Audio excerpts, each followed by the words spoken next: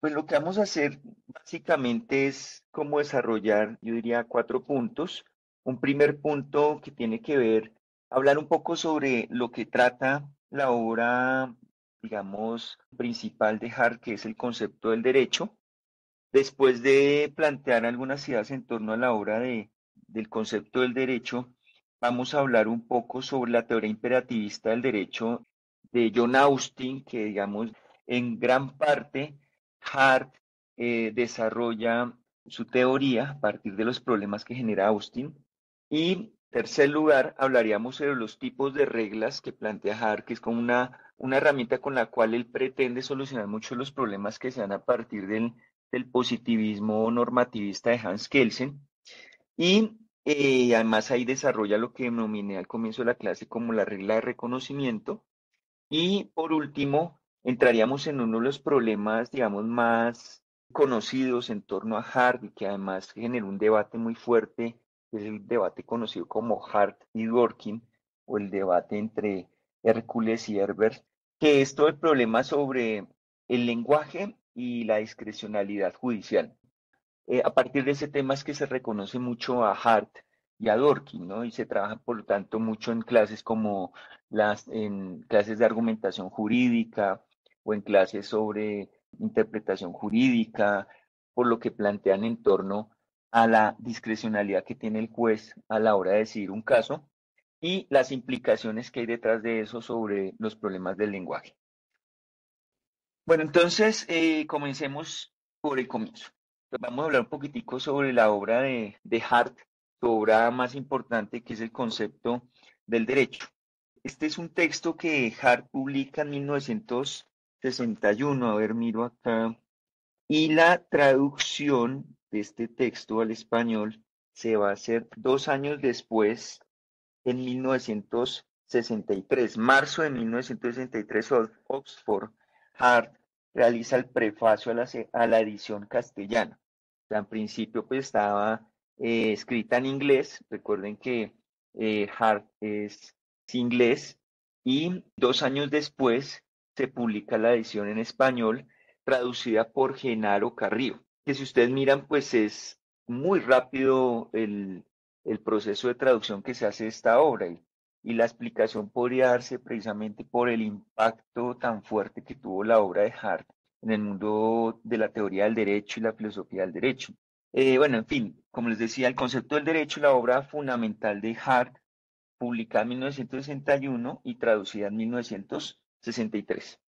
Vamos a plantear 4 puntos claves en torno a esta obra, o para, digamos, que se vea cuál es la intención que hay de parte de Hart en torno o a partir del concepto del derecho.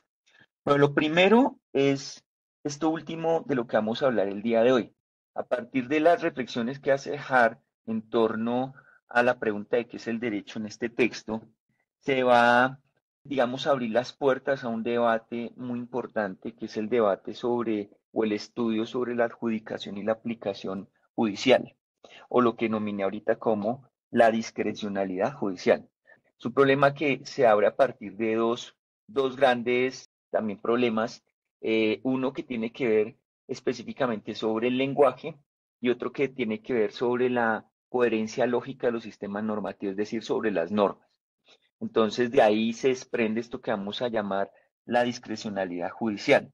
En términos generales, como digo, ahorita lo trataremos más detalladamente, pero en términos generales, para Hart, el lenguaje siempre tiene una textura abierta, siempre hay una vaguedad potencial en el lenguaje y pues eso abre la posibilidad de que existan dificultades a la hora de resolver un caso, porque nos presentaría muchas posibilidades de resolución de un caso, lo cual pues genera, digamos, problemas a la hora del juez decidir por cuál solución tomar. Por otro lado, también está el problema normativo y es que las normas, pues va a verse que en los sistemas jurídicos hay posibilidades de que las normas se contradigan, es decir, que hay una superabundancia de información normativa para resolver un caso, o al contrario, exista una carencia de soluciones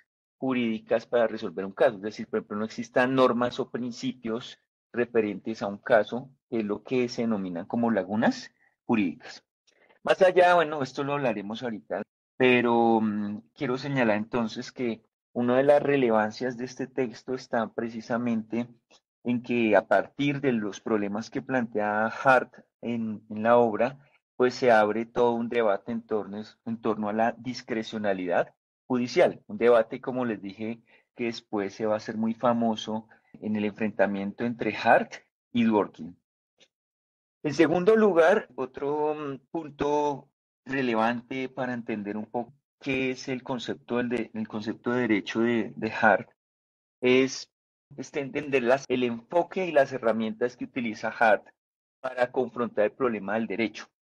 Entonces, podríamos decir que el concepto del derecho parte de una perspectiva sociológico-analítica del positivismo, ¿sí? Sociológico-analítica del positivismo. O sea, Hart es un positivista, pero no es un positivista, digamos, formalista o normativista como lo era Kelsen, sino que reformula el positivismo, ¿sí? Hay una reformulación del positivismo y esa reformulación del positivismo consiste en gran parte en introducir dos elementos o dos herramientas y perspectivas a la hora de comprender el problema del derecho a partir del positivismo. Una es la perspectiva sociológica y la segunda es las herramientas que provee la filosofía analítica. Precisamente, por ejemplo, en la regla de reconocimiento, ahí se constata muy bien esa perspectiva sociológica, el tener en cuenta las prácticas sociales para entender cómo funciona el derecho desde su fundamentación o digamos desde su fundamentación en cuanto a la cadena de validez. Y por otro lado, la importancia que Hart le da a pensar los problemas del derecho a partir de problemas del lenguaje. Entonces, por un lado, la herramienta de trabajo parte de la filosofía analítica, entender el derecho como problemas del lenguaje.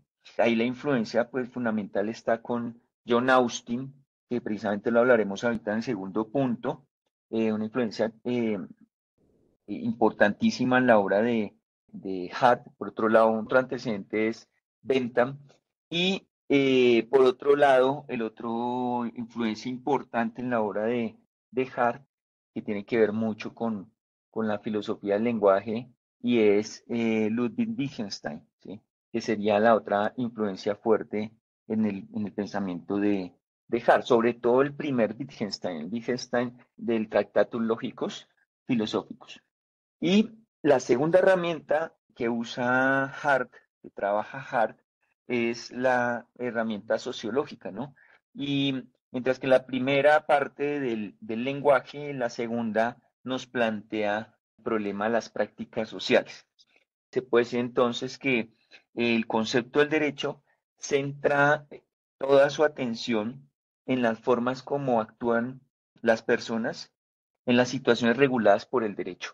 Entonces, es decir, pensar las reglas sociales, pensar las relaciones sociales, las prácticas sociales para comprender las personas en situaciones reguladas por el derecho. Entonces, ese sería como otro de los puntos a tener en cuenta a la hora de leer el concepto del derecho, o sea, entender las herramientas metodológicas, el enfoque que utiliza Hart para comprender el problema del derecho. En síntesis se pueden definir como una perspectiva socioanalítica del positivismo, pero es que el positivismo de Hart es denominado como positivismo sociológico, positivismo analítico y hay quienes también llaman positivismo metodológico, pueden denominar de esa forma. Con eso también tengamos en cuenta que no hay una sola forma de positivismo. Bueno, en tercer lugar, además de lo que ya mencioné, el concepto del derecho se puede considerar como una teoría general del derecho, al igual que en Kelsen, ¿no? Cuando decimos teoría general del derecho, significa no tiene como objeto un sistema normativo, un sistema jurídico en concreto, o sea, no le interesa dar cuenta de un sistema jurídico en concreto o específico, sino en términos, digamos, esta teoría sería aplicable a cualquier sistema jurídico, sea el que sea. Lo que está planteando Hart en su obra son como reconocer o describir las estructuras fundamentales del funcionamiento del derecho, sea el sistema normativo que estemos hablando. Entonces, pues que esto se puede nominar también como una teoría general del derecho. ¿Mm? Y por último, el otro aspecto que podría uno mencionar en torno a esta obra es que la obra de Hart, pues por tratarse también de un enfoque muy positivista, pues lo que le interesa es hacer sobre todo un estudio descriptivo, no valorativo del derecho, ¿sí? Es decir, como lo dije anteriormente, le interesa es describir, aclarar, estudiar las estructuras y el funcionamiento del derecho en cuanto a lo que es y no le interesa elaborar una justificación moral de las prácticas jurídicas, cosa que se ocurre, por ejemplo, en Dworkin. Esos serían como unos puntos relevantes en torno a este texto, el concepto del derecho. Es la pregunta central de Hart en la obra. Entonces, al igual que Kelsen, hace una pregunta ontológico-jurídica, es decir, se va al problema de toda teoría general del derecho que tiene que ver con la pregunta de qué es el derecho. Y esa pregunta de qué es el derecho, como ustedes lo pueden ver al iniciar el texto, Hart, lo que es el primer capítulo que se llama Preguntas persistentes, va a desarrollar ahí tres puntos: perplejidades de la teoría jurídica, tres problemas recurrentes y una definición del derecho. Entonces, ¿qué es lo que va a hacer ahí? Va a mostrar cómo ese problema de qué es el derecho se traduce en tres problemas recurrentes, que voy a mencionarlos a continuación. El primero dice, preguntarse qué es el derecho nos lleva al problema recurrente el primer problema recurrente, que consiste en el siguiente. ¿En qué se diferencia el derecho de las órdenes respaldadas por amenazas y qué relación tiene con ellas? Entonces, la diferenciación entre derecho y órdenes respaldadas por amenazas.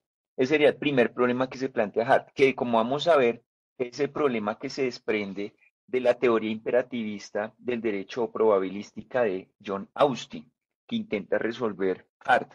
En pocas palabras, ahorita lo mencionaré nuevamente, lo que Hart se pregunta es, la obligación jurídica, ¿sí?, y la exigibilidad del derecho descansa en que las normas estén respaldadas por amenazas o existir otra razón, ¿sí? Y obviamente la respuesta de Hart es que debe existir otra razón. Bueno, ese es el primer problema, ¿no? Entonces, ¿en qué se diferencia el derecho de las órdenes respaldadas por amenazas? El segundo problema que plantea Hart en torno a la pregunta ¿qué es el derecho? Es en qué se diferencia la obligación jurídica de la obligación moral y qué valoración tiene con ella, ¿sí? Entonces, el típico problema positivista, ¿no? La diferenciación entre derecho y moral y por lo tanto de la obligación jurídica frente a la obligación moral.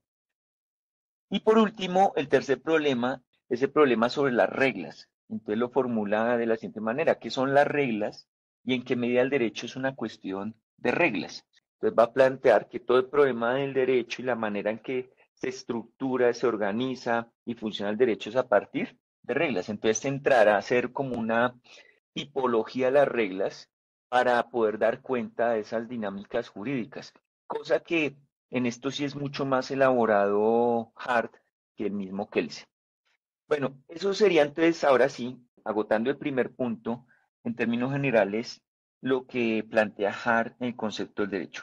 Sintetizo. Entonces, en primer lugar, se trata de una teoría general del derecho, en cuanto que quiere dar cuenta no solamente de un sistema normativo en concreto, sino plantear las estructuras y el funcionamiento del derecho en general para cualquier sistema jurídico. En segundo lugar, ese estudio es un estudio que lo hace desde una perspectiva sociológico-analítica del positivismo y las herramientas, por lo tanto, en primer lugar, son la filosofía analítica a partir de Austin y Wittgenstein, y por otro lado, la perspectiva sociológica, y entendiendo que es fundamental para entender el derecho a las prácticas sociales, como también en cuanto a la filosofía analítica, entender el derecho como, los problemas de derecho como problemas sobre el lenguaje.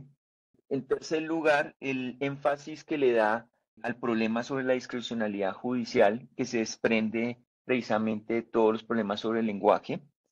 Y por último, entender que es un estudio descriptivo y que ese estudio descriptivo lo que intenta es dar cuenta de las estructuras y el funcionamiento del derecho y no de elaborar una justificación moral de las prácticas jurídicas. Y por último, pues que ese texto pues tiene un problema central que es el derecho y que se resuelve en tres problemas recurrentes. Uno, la relación entre derecho y órdenes respaldadas por amenaza, la relación entre obligación jurídica, obligación moral y la relación entre derecho y reglas, ¿sí? O sea, el problema de qué son las reglas. Bueno, el segundo punto, como les había dicho, tiene que ver con John Austin y lo que se denomina como la teoría imperativista del derecho o probabilística. El derecho no es otra cosa que órdenes respaldadas por amenazas. En gran parte uno podría entonces diferenciar ciertas normas de otros órdenes con las normas jurídicas porque en últimas las normas jurídicas pues apelan en última instancia a la probabilidad de un castigo o que existe la amenaza como el respaldo de la orden o de la norma. Dice Hart, página 32 del concepto del derecho, siempre que exista un sistema jurídico, es necesario que haya alguna persona que emita órdenes generales respaldadas por amenazas y que esas órdenes sean generalmente obedecidas. Y tiene que existir la creencia general de que estas amenazas serán probablemente hechos efectivos en el supuesto de desobediencia. Entonces, en síntesis, lo que les decía, órdenes respaldadas por amenazas, es decir, aquí Hart lo que nos está es reconstruyendo la tesis imperativista de John Austin. Entonces, pues de esto se concluye entonces que si uno quisiera explicar y dar cuenta de por qué es exigible o por qué existe una obligación jurídica, pues tendría uno que preguntarse es quién es el soberano, o sea, quién emite la orden y cuáles son sus órdenes. Pero ahí empiezan a aparecer una cantidad de problemas. Entre esos problemas, pues uno es la dificultad uno de, por ejemplo, diferenciar una orden que pueda dar una persona como un ladrón a la orden que se pueda emitir de parte de una norma jurídica promulgada bajo los requisitos formales que exige la ley por la autoridad competente. O sea, ¿qué diferencia habría entre esas dos? Si en últimas lo que está diciendo Austin es que el fundamento del derecho descansa, o por lo menos de las normas jurídicas descansan en que éstas estén respaldadas por amenazas. Entonces, ahí Hart va a empezar a hacer toda una reflexión en torno a eso para buscar otro fundamento y pues a eso va a utilizar dos herramientas, digámoslo así. La primera es la tipología de reglas que demuestra que no existen solamente reglas que den órdenes o que impongan obligaciones o deberes, sino que hay otro tipo de reglas que son potestativas, reglas que son facultativas, reglas que se dedican es a establecer procedimientos para resolver, por ejemplo, el ejercicio de la función judicial o reglas que tienen como función establecer criterios para determinar qué es el derecho y qué no es el derecho, ¿sí? Entonces eso manda, digamos, al traste la tesis de la teoría imperativista que reduce el derecho a órdenes. Y segundo, el problema de la diferenciación entre verse obligado a y tener obligación a, en tanto que el derecho no solamente se reduce o se simplifica en la fórmula de que una norma es exigible porque exista una amenaza, porque eso sería verse obligado a, sino que la exigibilidad jurídica, la obligación jurídica, descansa en otra razón que no es solamente la amenaza o la fuerza, y que eso es lo que denominamos como tener la obligación a. Y por último, otra diferenciación que hace muy importante Hart y que también nos permite ya salirnos de, o por lo menos superar esa teoría imperativista del derecho, es la diferenciación entre el punto de vista interno y el punto de vista externo. El punto de vista interno, o sea, EMIC, sería el punto de vista del participante de una práctica determinada, ¿sí? Pongamos por caso el jugador de ajedrez. Cuando está jugando ajedrez, pues cuando está en el juego y él participa del juego, está partiendo de una perspectiva, un punto de vista del jugador y entonces desde esa perspectiva, pues él asume unas reglas, tiene unas creencias, tiene unas convicciones, o más, se ve afectado por las mismas reglas y convicciones y creencias que tiene el mismo juego, ¿sí? Por eso, podría ser muy apasionante para alguien que está inserto en el juego del ajedrez o alguien que sabe jugar ajedrez, le parece apasionante. Una persona que no conozca el ajedrez, que no sepa y no entienda esa perspectiva interna del juego, pues le parecerá aburridor porque no lo entiende simplemente, ¿sí? O lo puede describir de una manera muy desapasionada porque precisamente no parte de esa perspectiva del participante. Y estaría el punto de vista externo, la perspectiva ética, que ya es la perspectiva del observador que se encuentra fuera de la práctica de la que estamos hablando. Obviamente aquí vamos a hablar finalmente en cuanto al derecho, ¿no? Existe una perspectiva interna, un punto de vista émic, que es la perspectiva del participante de la práctica jurídica del derecho mismo, o quien está inserto en las prácticas jurídicas de esa sociedad, y quienes podría estar fuera de esa o tener una perspectiva externa a la práctica al observador, que no sería estaría fuera de la perspectiva del participante, que es la que llamamos punto de vista externo o perspectiva ética. Pues bien, desde esta diferenciación también se plantean unos problemas frente a la teoría imperativista o da cuenta de por qué la teoría imperativista es tan limitada.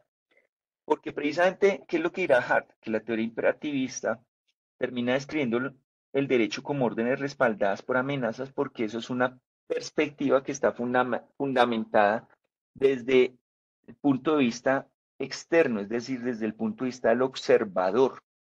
Entonces, lo que Hart nota es que lo que pasa en Austin y en los positivistas que parten la teoría imperativista es que ven la práctica del derecho desde una perspectiva externa, un punto de vista externo, y no están comprendiendo las motivaciones y el sentido que le da los participantes a la práctica.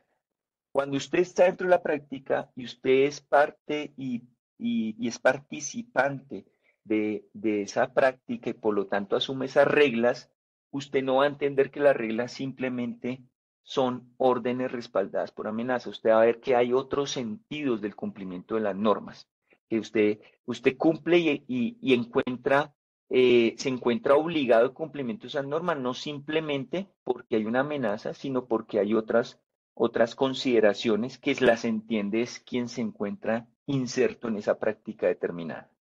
Entonces, como ustedes ven, por todos estos elementos, digamos, empieza pues a ser insuficiente la explicación o, digamos, la descripción del derecho como órdenes respaldadas por amenaza, en tanto que primero eso no da cuenta de la diferenciación entre verse obligado a tener la obligación a, que además el definir el derecho como órdenes, pues no da cuenta de la variedad de tipos de reglas que existen en el derecho. Y por último, pues que además esta teoría imperativista pues solamente estaría teniendo en cuenta el punto de vista externo y no el punto de vista interno con el cual se puede comprender de manera más completa, más compleja lo que son las dinámicas jurídicas, que es la perspectiva del participante.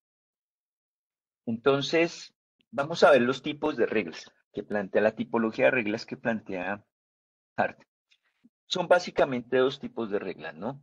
Lo que llama reglas primarias y lo que llamaría reglas secundarias. Las reglas primarias, pues, son las que tradicionalmente asumimos como normas, pero que si uno se pone a reflexionar un poco más detalladamente, pues no son el único tipo de normas. Las reglas primarias se dice que son las que imponen obligaciones, es decir, las que establecen deberes positivos, es decir, acciones, o deberes negativos, es decir, omisiones. ¿No? Entonces, ese sería el primer tipo de reglas que denominamos como reglas primarias. Pero, como les digo, Hart no se satisface, no considera que esto es muy reduccionista y entonces nos va a empezar a desarrollar otro tipo de reglas, que son las reglas secundarias. Las reglas secundarias son aquellas que otorgan potestades, ya sea particulares o a las autoridades públicas, para, primero, crear, modificar, extinguir o determinar efectos de las reglas primarias. O sea, las reglas secundarias, porque también se denominan secundarias, pues tratarían sobre las reglas primarias en cierto sentido, ¿sí? Digo en cierto sentido porque no solamente en ese sentido, pero tratan sobre reglas primarias. Entonces, como lo dije, mientras las primeras imponen obligaciones, las segundas otorgan potestades. Y no solamente a las autoridades públicas, sino también a los particulares. Voy a dar un ejemplo. Autoridades públicas, por ejemplo, el Congreso de la República cuando legisla, digamos que ahí tienen la potestad de producir normas, ¿sí? O por ejemplo, en casos particulares, pues también tenemos la potestad como individuos, como particulares, por ejemplo, de celebrar contratos y estipular cláusulas en esos contratos. Se nos da esa potestad, una cierta libertad para, por ejemplo, realizar nuestros negocios jurídicos y estipular las condiciones de esos negocios que nosotros hacemos. Entonces vean que esas serían reglas secundarias. Pero es que Austin resulta insuficiente al decir que el derecho son órdenes respaldadas por amenaza, porque, por ejemplo, en la celebración de un contrato, las normas que nos dan la potestad para nosotros celebrar un contrato y establecer esas estipulaciones, pues no son órdenes, sino que ahí son potestades que nos son otorgadas por las reglas.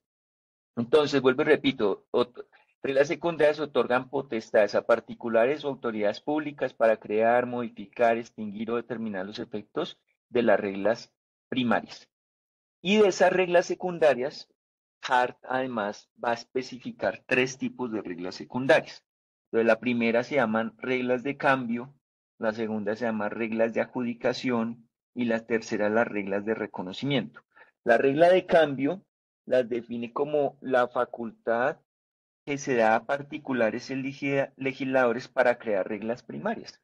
El ejemplo que les había dado, eso es un tipo de reglas secundarias, las reglas de cambio. Entonces se faculta ya sea a particulares, ya sea a autoridades públicas, por ejemplo los legisladores, para crear reglas primarias. Entonces en el contrato que yo celebro, un contrato que celebro con alguien, estamos estableciendo reglas primarias porque estamos estableciendo o imponiéndonos obligaciones. Pero nosotros imponemos obligaciones gracias a que una regla secundaria nos otorga esa facultad, nos da esa potestad de que nosotros podamos celebrar contratos. Y lo mismo lo hace con los legisladores, o sea, la autoridad competente, el Congreso de la República, para crear normas, pues no lo hace porque se les dé la gana, sino existe una regla, que es la regla de cambio, que le faculta a los legisladores para crear reglas primarias. La segunda son reglas de adjudicación. Esto en síntesis son reglas que buscan regular el ejercicio de la función judicial, ¿sí? O sea, la aplicación del derecho de parte de los jueces, pongamos, o de la administración de justicia en términos más generales. Entonces, se definen los procedimientos para resolver las disputas o los conflictos cuando una regla ha sido violada y establece quién tiene la autoridad para tomar tales decisiones, ¿sí? O sea, pero les digo que regula todo en torno al ejercicio de la función judicial. O sea, una vez que, por ejemplo, se viola una regla primaria, entonces se establecen unos procedimientos, y eso lo hacen las reglas de adjudicación, para resolver las disputas que se den a partir de la violación de esa regla primaria. Por ejemplo, yo me comprometí a pagar un dinero en tal fecha, porque me vendieron un carro, incumplí esa regla primaria, es decir, esa obligación que yo tenía, y por lo tanto existe una regla de adjudicación que establece unos procedimientos jurídicos para que la persona a la que yo le incumplí pueda hacer exigible su deuda, ¿cierto? Y establece además esta regla de adjudicación una autoridad determinada, en ese caso, por ejemplo, puede ser un juez municipal o un juez de circuito, bueno, dependiendo del caso, que pueda resolver ese litigio o pueda resolver esa demanda o esa exigencia que está haciendo la otra parte cuando yo me niego, por ejemplo, a cumplirla. Y por último estarían lo que se llaman la regla de reconocimiento, que como les digo es como un concepto, todos son importantes, pero este es un concepto clave porque nos lleva al problema fundamental que se ha planteado la obra de Hart, el concepto del derecho, y que ya se había planteado también Kelsen en la teoría pura del derecho. en la regla de reconocimiento de Hart no se predica su validez, sino una existencia fáctica. Y ahí también es donde uno ve cómo integra Hart pues el aspecto sociológico en el derecho, ¿no? Al decir que tiene un carácter jurídico social, está apelando a eso que llamamos el punto de vista interno, y es que para Hart es muy relevante o la regla de reconocimiento implicaría eso, y es que existe aceptación práctica de parte de los participantes de esas normas y ese sistema normativo. ¿Sí? Voy a leer un fragmento este es del libro La decisión judicial del estudio preliminar de César Rodríguez, que cita a Juan Ramón Páramo en la página 28. Él dice respecto a este carácter jurídico social, dice Juan Ramón de Páramo, dice lo siguiente, para que vean la ambigüedad de la naturaleza de la regla de reconocimiento. Dice, no se trata de una norma jurídica en sentido estricto, ni de una mera convención, uso o costumbre.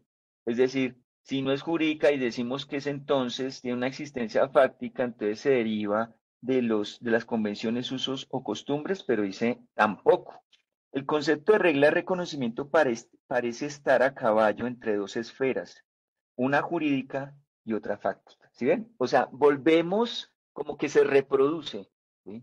El problema ya planteado, la paradoja planteada por Hans Kelsen. Ya que si bien por un lado proporciona los criterios para la identificación de otras normas, perdón, de otras reglas, ¿sí? Sirve de criterio de identificación normativa, y en este sentido podría ser calificada como derecho. Por otro lado, cuando hablamos de su existencia, formulamos en verdad un enunciado externo sobre un hecho efectivo que se refiere a la manera en que son identificadas las reglas de un sistema. Entonces volvemos al mismo punto, ¿sí? Como que estamos ahí nuevamente en una ambigüedad en cuanto a qué sería realmente la regla de reconocimiento. Yo les dije a ustedes que, pues prácticamente con el planteamiento de Kelsen, que ha abierto, digamos, este problema a la fundamentación del derecho hasta nuestros días. Bueno, está bien. Ahora, nosotros no vamos a resolver esto tampoco aquí y ahora, simplemente que se entienda lo que plantea Hart y los problemas que implica pensar ese planteamiento de Hart. Por último, el último punto que quería desarrollar y que resulta muy interesante, sobre todo el ámbito de la argumentación jurídica, la interpretación jurídica, es el problema sobre lo que llamamos, o se puede denominar como el problema de la indeterminación lingüística, ¿sí? Y el problema de la indeterminación lingüística y los defectos lógicos de los sistemas jurídicos. O sea, un problema sobre el lenguaje y un problema sobre las normas que nos va a introducir en el problema de la discrecionalidad judicial, ¿sí? Que es el tema y el debate conocidísimo de Hart y Dworkin.